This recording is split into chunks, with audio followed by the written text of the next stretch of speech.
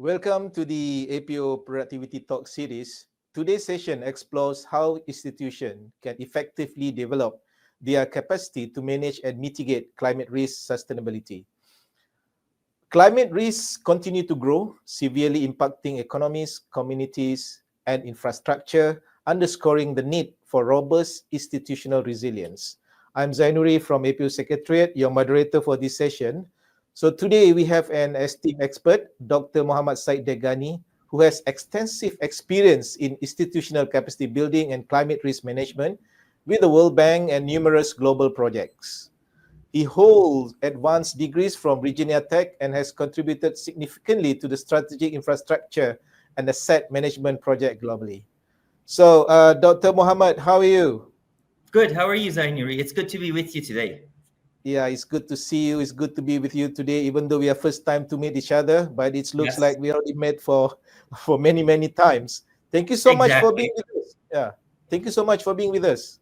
Thank you so much, and thanks for the opportunity of the Asian Productivity Organization for this setup. Yeah, thank you so much also we also would like to convey our appreciation to the NPO of Islamic Republic of Iran to make a coordination and make arrangement for Dr. Muhammad to be appear in this productivity talk today. Okay, so Dr. Muhammad, I believe that you are ready to share your expertise, your experience in this area.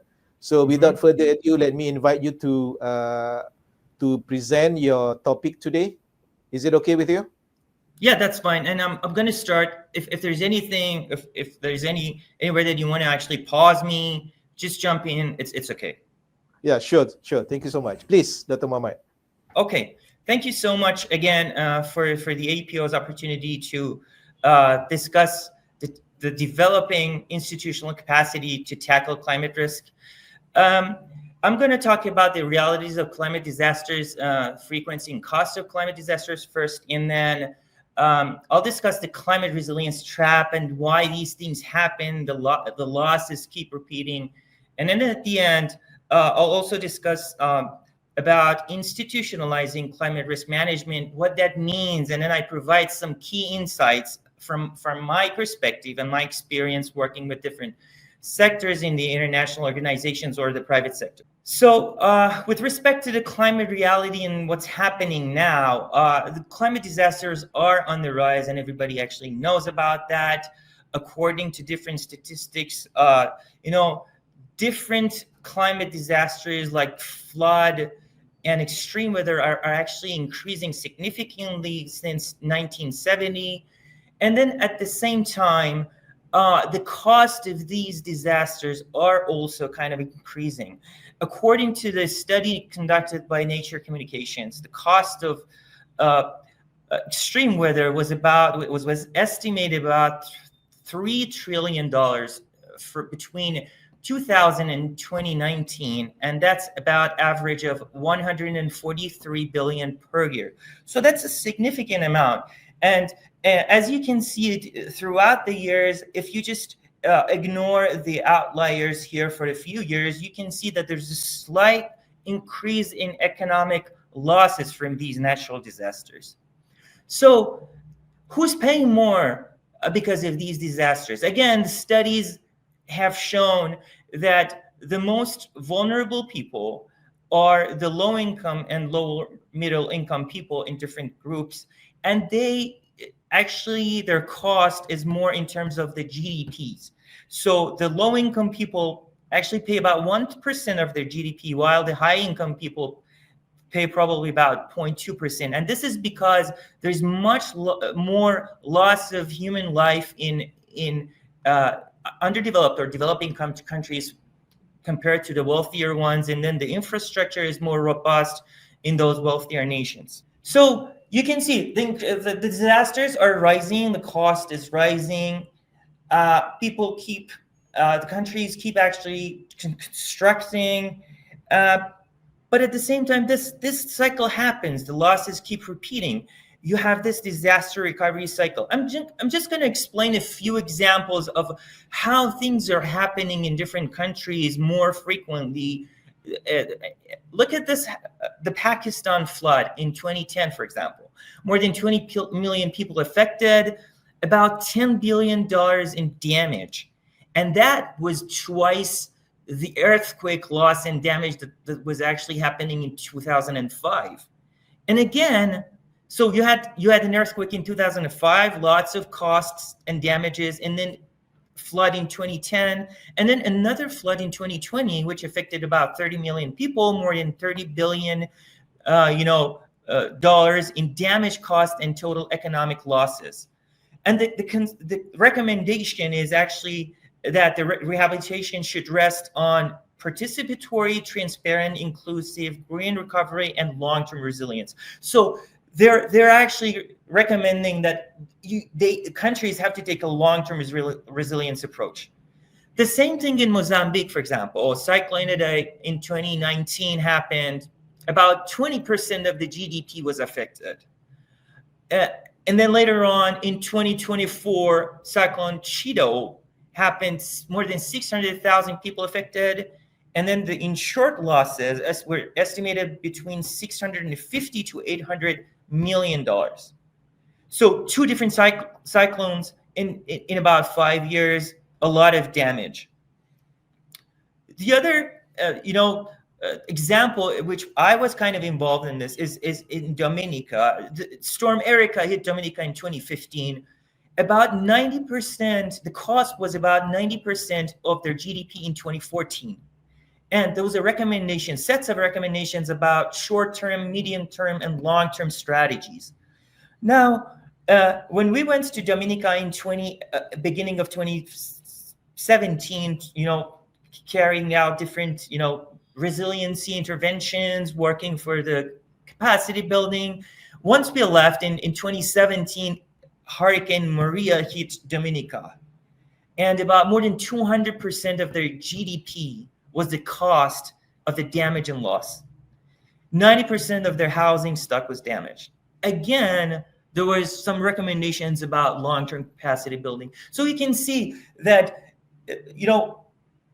institutions are working, the country is working, they're rebuilding, and then all of a sudden there's another hurricane or disasters that hitting the countries.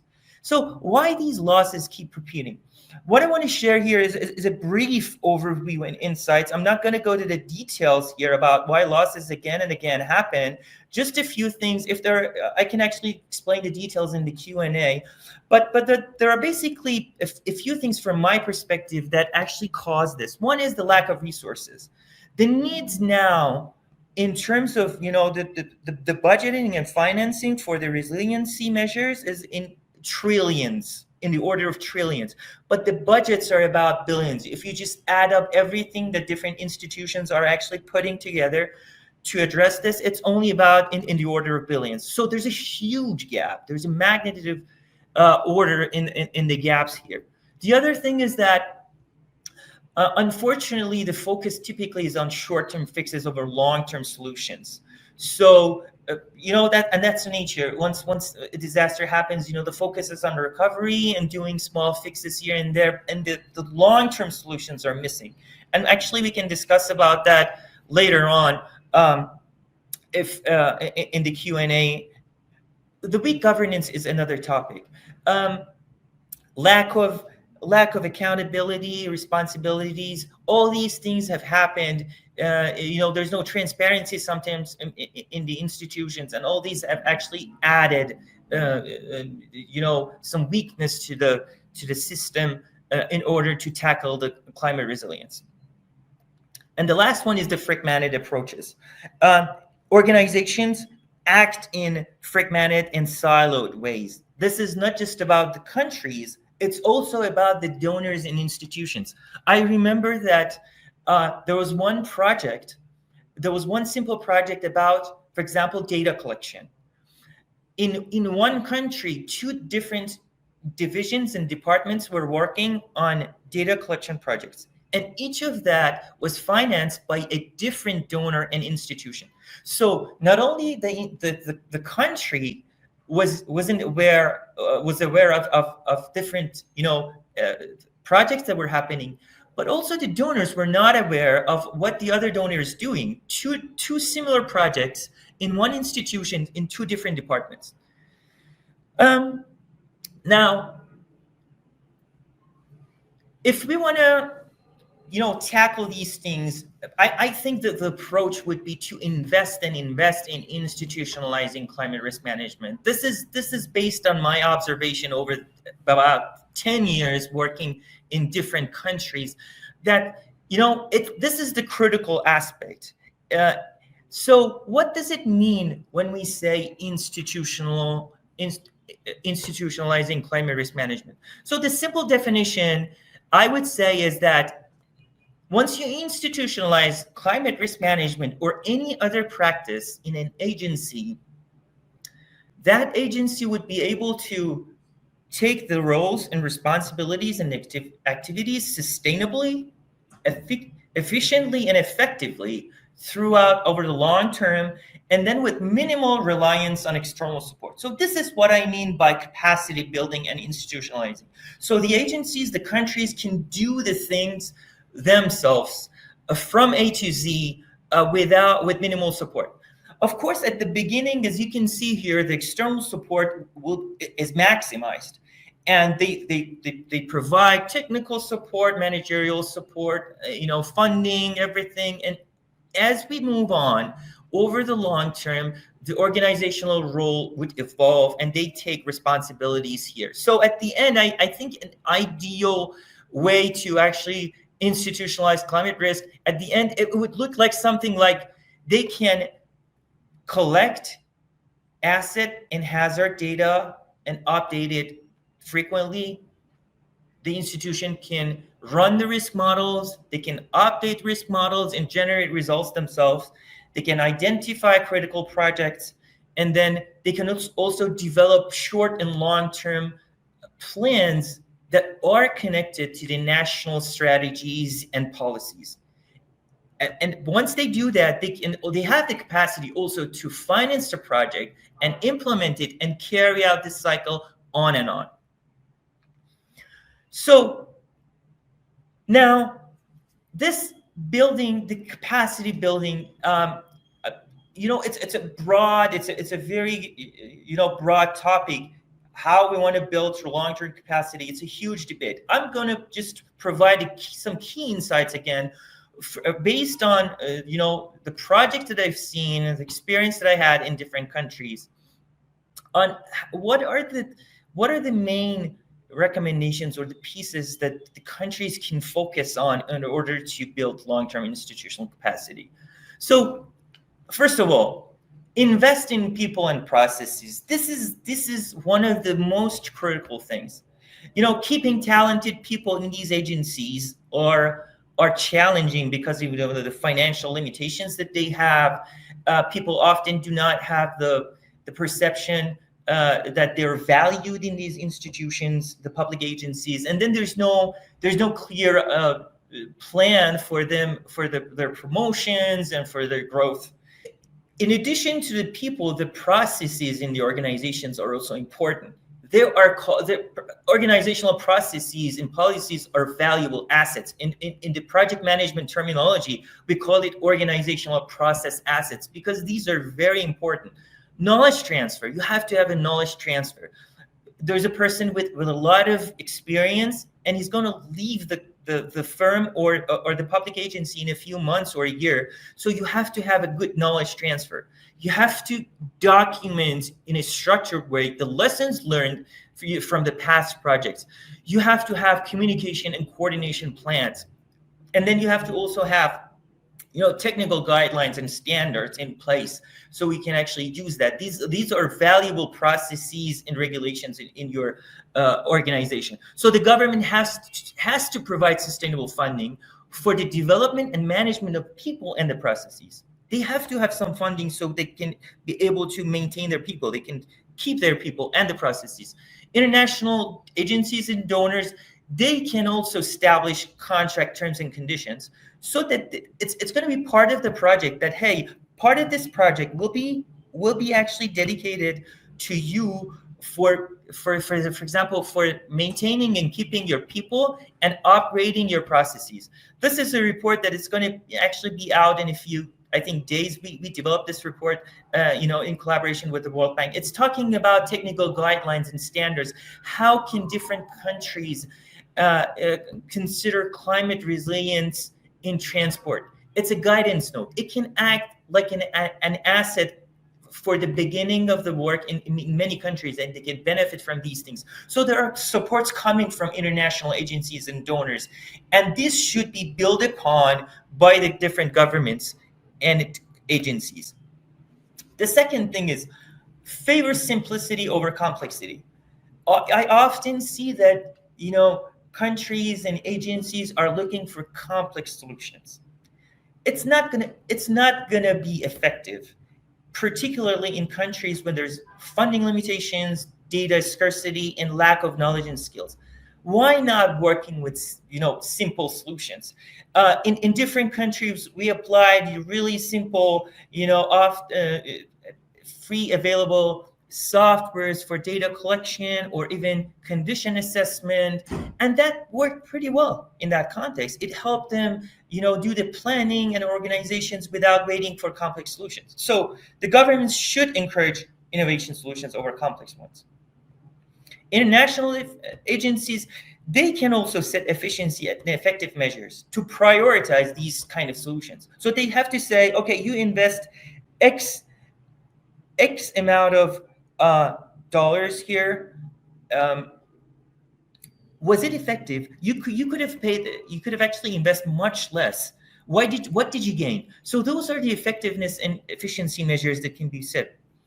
The other thing is foster incremental progress. Again, one of the traps that I have seen in different projects in different countries is that we all want to fix everything from A to Z in one project, and that actually has not built good results for us. So consistent steps, simple steps, small solid projects can build the foundation for the next steps. And that means, for example, if you want to build a good system, start just one project for the data collection. Don't blend the data collection and building the system and implementation in one big project, so that the data collection is not going to be complete. Everything is not, you have to cut the corners. Just invest in one particular project and do the data collection in a robust way. Unfortunately, we see, for example, data collection projects, multiple projects, and none is complete. So here again, the agencies, the government can develop a roadmap. It means that they have a vision where they want to go. First step is data collection. Let's just focus on the data collection and have a solid data collection inventory, data inventory. The agencies, the international agencies, they can have more strict monitoring systems to require roadmap from the governments and avoid, duplication of the tasks. And if they see that one project has been done in the future, in the past, and they want to do this in the future, why do you want to do this twice? Why did you just not put a robust effort in it in the first place? Customize. The next thing I can say is that it's very important not to copy and paste and follow what other countries are following. This blindly following strategies and solutions in other countries, it provides marginal added values. A country has built a system for themselves. Let's bring that system to our country. It doesn't work like that. One example was, for example, applying the risk management tools and systems in a country that has very good data, very good information, documented guidelines, everything. That sophisticated modeling was actually implemented in that country. But now implementing that in another country that it does not have that information, it's just a waste of money and energy. So customizing things, customize based on your own needs. And for that, I think the government and agencies can promote and encourage use of open source customizable tools. And I think I'm actually seeing that more and more. You can easily customize things when you use open source things, but also there are some disadvantages with that as well. It comes with disadvantages. Off-the-shelf commercial softwares have their advantages, but they also have disadvantages. In terms of being able to customize, of course, using open source solutions are more, advisable. and feasible. Uh, the next thing is engaging private sector for the financial problems. Public private models can ensure that you have the capacity, the financial capacity, and it's sustainable, and you're not just relying on international and external funding and aid. There are a few examples here that I just actually bring. Swiss Re, the national for Thailand's national rice insurance program. Um, the insurance program includes other corps and protection for more than about 2 million people. So this is a good thing. In between 2015 and 2018, they paid $40 million. Now they're actually paying 50 million just in 2019. The Indonesian Public Asset Insurance Program, Swiss Re, created a consortium. Now, more than 80 Indonesian ministries and government agencies are covered, and their assets are covered against different disasters like earthquake and floods. So these were the main insights and things that can help agencies create lasting capacity in their organizations. But there are also some common misconceptions in capacity buildings. And again, I'm just going to point a few based on what I've seen in the past. First, more funding brings greater resilience. That's not the thing. We have seen that climate change trust funds have been established, but because of weak institutional frameworks, corruption, lack of transparency and coordination, and political instability, those trust funds were not effective. I have witnessed implementation of systems in an agency with 5 times the typical cost, just because they wanted to actually spend more budget on this. And guess what happened at the end of when they invested and implemented this? The first year they were using it. The second year it was on the shelves. They could not use it because they didn't have the foundation.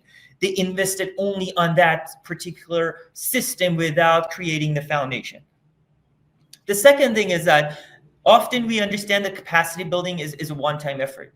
Every project has one piece of capacity building, and we do the capacity building and we're gone. It's not working like that. This is a continuous effort, and it's not just about few training sessions or workshops. The staff, the units, and the institution needs continuous support and preservation and maintenance of the facilities. This is an example in Indonesia that they had these instruments to alert. They were installed in the sea. I think there are buoys installed in the sea, so they could warn the people about the tsunamis or the floods, but they just failed to work, and there was a huge cost because they were not properly maintained or they were stolen. So it's not a one-time effort. You have to continuously maintain. You have to continuously monitor. The other misconception is capacity building equals workshop and training. If you look at different projects, they have this component, capacity building, and when you read that, it's mostly about 2 or 3 days, 1 week training sessions and workshops. They in the current setup of the projects, these things provide marginal values. So, for example, in many projects we have flood modeling, traffic modeling, criticality analysis, and then we provide training sessions to the client. It does not provide that value. They will forget about it. They will forget all the things that they have learned in those few days of training because they don't use it. They don't have the processes, the foundation in place in order to use it. So, but I have seen interesting projects as well at the same time. I was involved in a project where the project manager was coaching and guiding the entire client for more than a year. He could have developed the project in 1 month by himself. But I remember multiple sessions with different sectors and divisions and departments in that country. You know, creating the estimations with the country, with the client, and then revising multiple times because they were not responsive. You have to actually gather them all together in the meeting. That you have to create the buy-in. So it was tough, but it was doable, and I think the results was astonishing. They feel now that this is the project that they own. So the coaching, training, being with the client, that's what typical capacity building needs. Now, and this is the final thoughts about this capacity building. It's the engine for sustainable development. I think funding is important. Tools, equipment, everything is important, but the capacity, the foundation, the institutional processes, all those things, that is the key for sustainable development. If you don't have that, all the efforts by different donors will be temporary. So it's like teaching how to Mm, fish rather than giving a fish. And it's mm. not an expense. It's a great investment. It's a huge rate of return. Instead of spending in this project, that project, what about, spending some time creating that capacity and then building the projects upon that?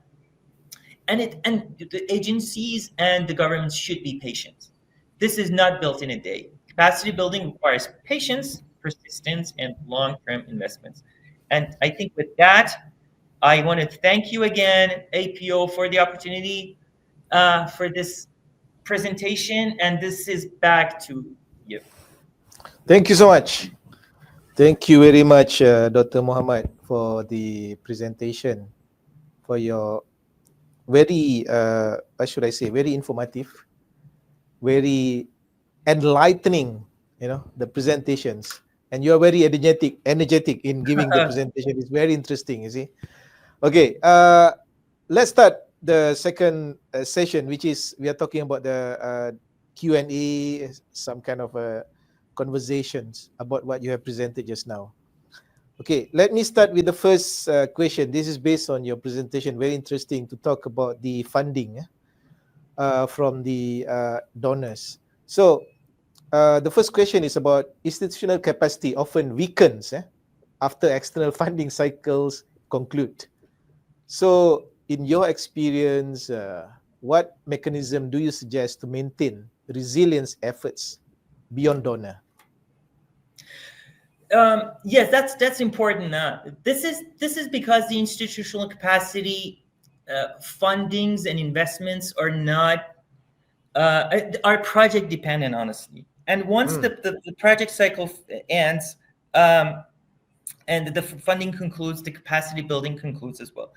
I think the donors, this is probably a mutual effort by the government and the donors as well. So there should be a roadmap and a long-term plan by the government that it's just about the capacity building within the organization. And they say in 5 years, this is what we want to reach. And that could be a simple task and project for the donors. That meanwhile that they're actually doing different projects, they have to also pay attention to this key project which is the institutional capacity building. So they have to probably invest a share of all other projects into this capacity building. They have to monitor this and see how the institution has evolved over time. So it needs monitoring, some regulations and terms and conditions by the government and by the donors and the agencies. So the donors and the agencies should assess, do you have the capacity? If you don't have it, let's define a project specifically for developing your capacity, and we don't care how long does it take. Of course, that's a one of the constraints that the donors have. They have to finish. They have a deadline, and there's a period for the financing. But I think it's doable. They say, okay, in 5 years, we want to create all these capacities within our organization, skilled people, resources, everything. So this is how we want to invest, and this is how we want to do. So it's a mutual effort by the donors, and the government. I don't know if I answered the question, but actually, if you can actually jump in, it would be also. Yeah. So that means it should be a clear role and responsibility between the government and the donors. So we agree that with what you say about the roadmap. So it should be a clear where the project will go, what will be the goal of the project. So that means both parties already agreed in the beginning. So this is your role, this is my role, and this is our goal together. Okay, thank you very much for your clear answer on that, Dr. Muhammad. Okay, I have a second question for you. So, in your experience, how can countries effectively measure and evaluate their institutional capacity in dealing with climate risk? Huh, that's a tough question. That's an important question, and I think it's very interesting how countries measure institutional capacity. Well, I remember that we have done this in different countries in ECA and in Africa before investing and developing. Uh, some of the projects. For example, in these countries, this is what we call gap assessment. We carry out, there are typically the projects include carrying out gap assessments, and that is you go to the institution, you meet with the people, you review the processes, and you see that, for example, for in implementation of asset management systems, you need such capacity that is missing in the country. So for some projects and some systems, there are standards like ISO 55000. It's for implementing asset management programs. So according to that guideline, you can assess the maturity of the organization, how mature they are in terms of their capacity to do this. But in other things, I would say it's more about monitoring, engaging with the client, direct assessment and evaluation of, do they have the skills? Do they have the right people? Do they have the guidelines and standards? It's an interaction, meeting, evaluation way of doing it. There's no any chart or clear rubric that if you check, you clearly understand what the capacity of an organization is. But I think it would be very good if a more modular and systematic and more objective way of assessing the capacity of the organization in different aspects could be developed. One is in the climate risk management. So if we can actually develop something that evaluates the capacity of the organization with respect to climate resilience, would be good. But I think this is a mixture of objective and subjective evaluations. Any specific countries based on your experience that have Yes, there done are. very effective? Yeah. But Sorry? should I mention? I want to just it's in the ECA region. It's in Africa. It's in Okay. Latin America. You know, but there are countries where we wanted to Oh, establish. okay. What about Asia? Because we are working with Asian. It was an Asian country. You know, You're talking about ECA. Africa, Latin America, right? Yes, but it was, well, one country was in Central Asia. Okay. ECA region, Okay. Eastern and Central Asia, the ECA region. So that Okay. was Okay. that was a country in the ECA. There were actually two countries in ECA where I worked on it. And one was that we clearly evaluated the capacity of the organizations before providing the recommendations on how the project should actually be shaped. Another one was that once the system was developed and kind of implemented, that we went and observed how this implementation is effective and efficient. So one was before doing the project, one was after the project, both in the Okay. Asian continent. Okay. Thank you very much, Dr. Muhammad. Okay, now we are talking about the technologies or innovations. Yeah. So if you can discuss, or you can give us your views on is there any specific technologies or innovations that have significantly enhanced the efficiency of climate risk management? Yeah, I think one of the most important ones that everybody knows is the early warning and prediction systems that are using AI to predict flood. They are able to predict, they issue warning where there's a flood, where there's a precipitation. That's a huge advancement. And those systems, if they're properly maintained, using AI and other technologies, they can save a lot of lives. So that's one thing. The other thing is that with the you know uh, artificial intelligence technologies, it's much faster and easier to conduct a condition assessment of the infrastructure. So for the roadways and bridges, now you just take images, you drive on the road, you take images, you do the processes, and then you evaluate the condition of the infrastructure. The Okay. other technologies are the drones that are used to identify critical spots. Sometimes the drones are even used to uh, develop digital elevation models, which are used for the flood modeling. So technology has helped people do things better than before. Now, even in some countries, like for example in Dominica that I mentioned, we used very, very simple but and free applications Hmm.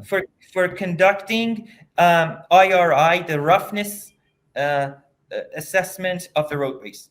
It was free. It was a good technology. We set it up on the mobile applications. We drove on the road, and it was pretty easy. So it was free. It was simple, and that's what I said. You don't need to make it complicated. Sometimes when we say technology, we think that everything should be complicated. We can also use simple technologies. Yeah. With the AI and technology Yeah. advancements can also help us. Yeah. Thank you, Dr. Muhammad. Because in your presentation, okay, this is our conversation. Okay, you mentioned Yeah, about the one that, I mean, installation of the not the sensor, the machine to detect the tsunami, right? yeah, yeah, yeah. Yeah, yeah, in Indonesia. So that is a huge investment. It's a huge investment. So, but the thing is, it's not. It is something that people think that, okay, one-time investment, then it's done. But actually, you need to maintain. Exactly. Right. That is also another investment, right? So And so meaning, it's a great point. It's a yeah. great point here.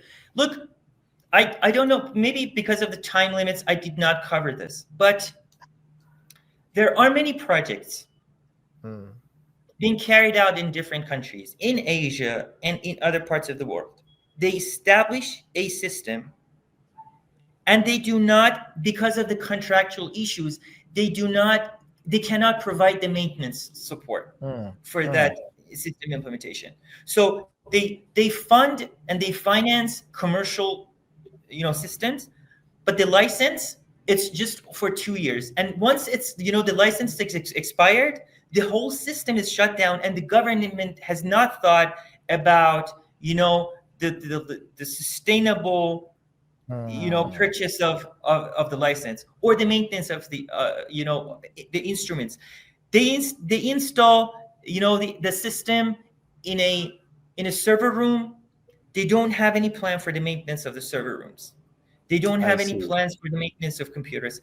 And the system is not working just because the server room is not working. And nobody has actually thought about maintaining the server room. And this is a real case that I'm talking about. Hmm. So we decided to have a certain clear, we requested, a clear maintenance strategy and activity with the funding seen by the government for the server room. Otherwise, we knew that the system would not be, running in the long term. Okay, thank you very much for your answer. Okay, we would like to move to another questions. I don't know whether these questions can be I'm not sure whether it's okay if you want to answer based on your experience, or uh, based on your assumption, or based on what knowledge that you have. We are free to receive your answer. So, what are the common mistakes you observe when countries institutionalize climate resilience strategies, and how can this be avoided? I think you mentioned just now about the example of the server system. The maintenance is not there, so that means whatever the funder or the donor, provided to the country, if the country itself do not have some kind of understanding on the system or technology that will be installed in the country, that maybe that create what should I say, something, the result is not there. Yeah. Yeah. So the mistakes, the common mistakes, I covered a few of them. Like, for example, sometimes we mix things. We just think that capacity building is about workshops and trainings. It's not Ah. about workshop and training. People have to interact with the government, with the agencies, in a long term. I mentioned an example that the project manager is actually traveling to that country almost every week, sits down with them, they forget things. He comes next week, sits down with them, meet with them, they forget, and he does it again. He does this for about a year, and now you can see the results. Now people are more interested, they have the buy-in. So that's one thing. The other thing is about um, um, unfortunately, there's no any mechanism in some of the governments or the agencies uh, to see long-term plans. Projects have a deadline; they have to finish in 2 or 3 years, and I think there's a reason for that, honestly. But that doesn't. It's and that's why they cannot invest and create a good capacity in the institutions. They are not. There are some regulations and restrictions. For example, they cannot support or finance this hiring of the people, or the salaries would be only supported for a period of time. So the agencies cannot maintain their talents if they don't have long-term plans themselves. Most importantly is from the governments. I think the agencies, the public agencies, should think about what's going to happen after the international donors and funding and aid is finished. What am I going to do? And I think that the donors can also help here. Um, so these are a few things, the mistakes that they actually do. Focus a lot of focus on projects rather than investment in the processes, as I said. There's no The other mistake, and I think there's one of the big challenges is that because there's no strong institution, sometimes the projects and the plans and the programs do not have an owner. No, you cannot hold anybody accountable in that agency or country for this project. We were actually installing and developing a program in one country, and it was about a year since we started the project. And once we left after a mission in that country, um, the people, we were actually waiting for the response from those countries, and nobody knew who's responsible. Challenging assigning responsible agencies. So that's another challenge. Thank you so much. I think it's also related to what we are doing in APO, because we provide support to member economies. We provide assistance in terms of capacity building. Not only capacity building, we also develop some kind of demonstration project. Mhm. We also helping them in developing their master plan, their productivity strategies. So yeah, agree with you. The ownership of the program, because we cannot be there for many years. We have our limitation and time, but we always have this kind of agreement with the member economies. Okay, this is what we can offer, and then what will be the long term for you to move forward, as what you said earlier about the roadmap. So this is very important, because we cannot be as a donor or international organization, yeah, you have certain limitation for all this Exactly. project management. Yeah. Okay, this is the last question for you, Dr. Muhammad, uh, because we are focusing on productivity, APO Mhm. itself. So the question is about how can productivity enhancement principle be integrated into institutional capacity building efforts for climate resilience? Um, I would instead of productivity enhancement principles, if I just want to simplify that, I would say if you want to make institutions more productive in terms of climate resilience, um, one of the main things that I would do is to invest on the people and the talented and skills that we have. Um, If you don't do that, all the efforts, for example, you have a project funded by a donor, installing, developing a good methodology for risk management and risk assessment. You have the tools, you have the methodology, and the first set of results have been provided to you. If you don't have the skill sets to run this over and over, you run it for the first year with the support, external support, and that's done. So it's not productive. Now you have to get another funding. You have to ask for another funding for another, for example, consulting firm to help you run this for the next year. Now, how to be productive, I think, and efficient would be, you know, train people internally, maintain them so that they can run this over and over themselves. So this is one of the things. The other thing is that, for example, continuous monitoring, plan, do, check, act, PDCA models, different models, continuous monitoring. What are we going? What are we doing? Was this project actually a contribution and step forward to reaching the goals or not? Or should we repeat this again? As I said, we have a data collection project, and then we don't carry out that properly, and we have to seek funding for another round of data collection to just create this asset inventory. Just spend one time. If you have a good vision, if you have a good roadmap, that's what I'm saying. You know that the important piece of all other projects that are coming is to have a good inventory. So now let's just focus on this, creating the asset inventory in one project. Everybody is focused on this. Let's do that. And that's more productive and that's more efficient, rather than different divisions have their projects and they have their own data collection, they have their own inventory. This is not efficient. This is not productive. Thank you very much, Dr. Muhammad, for your valuable insights. Okay, do you have any final advice for our audience on building lasting institutional resilience? Any advice to the viewers? So institutional resilience needs patience. Okay. So they have to be patient. It's not a one-day effort.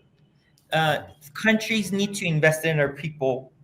They need to work with international donors to make sure that they have a long-term plan, so that they maintain X amount of people with different skill sets. They can update their processes, and they can do these things.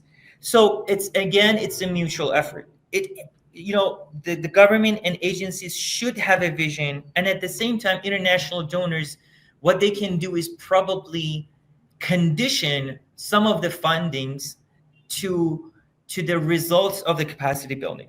So, for example, I think one discussion we had was that once there was a system implemented in one of these countries, there was a discussion that let's condition the next phase of funding only if they can properly maintain and run this in the next 2 years. So conditioning this to and they have to, as a result, they have to create some of the capacity themselves.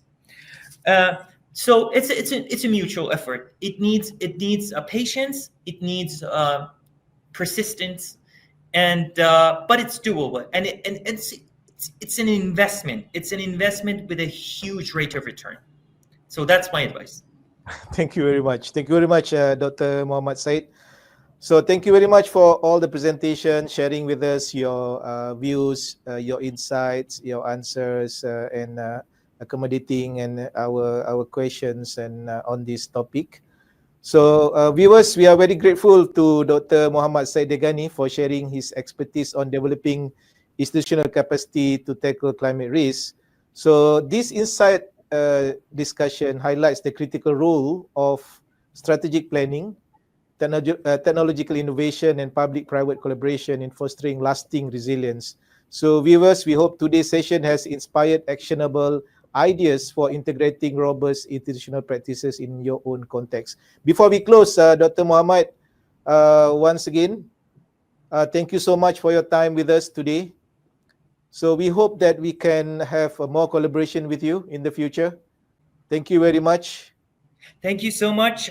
Thanks for the Asian Productivity Organization, both the Iran branch and the headquarters for organizing this. And I'm looking forward to actually collaborating on the future projects and endeavors with you. And thanks to you and the other individual gentleman who was Okay. supporting and helping set up this session. Thank you very much, Dr. Muhammad. Hope to see you again in the future. Thank you so much. Thank you. Take care. Bye.